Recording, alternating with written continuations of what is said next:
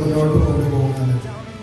അതിനെ വിശ്വാസത്തിൽ വളരാനായിട്ട് നമ്മുടെ വിശ്വാസ ജീവിതം ഒന്നുകൂടെ തീഷ്ണതയിലേക്ക് കൊണ്ടുവരുവാനായിട്ട് വേണ്ടിയിട്ടാണ് നമ്മുടെ ഈ പട്ടിക്കാട് ഫൊറോനയിൽ പറയാം. നമ്മുടെ തൃശ്ശൂർ അതിരൂപതയുടെ മലയോര ഫൊറോനയാണ് ഇവിടെ. എന്നാലും ഇത്രയധികം യുവജനങ്ങൾ ഒരുമിച്ച് കൂടിക്കൊണ്ട് ഇപ്രകാരം ഒരു പ്രോഗ്രാം സംഘടിപ്പിച്ചിട്ടുള്ളത്. തീർച്ചയായിട്ടും ഇതിൻ്റെ പുറകിൽ വലിയ ഒരു ഒരുക്കത്തിൻ്റെ ശുശ്രൂഷ ആദ്യമേ തന്നെ സ്വാഗത പ്രസംഗം പറഞ്ഞിട്ടുണ്ട്. ഞാൻ ഹബ്ബർ എന്ന് പറയുന്ന തീം മ്യൂസിക്കിൻ്റെ നിങ്ങൾക്ക് കാണാറുണ്ട്. അത് കാണുമ്പോൾ സാംസനെ കാണുമ്പോൾ ഉപയോഗിച്ചു.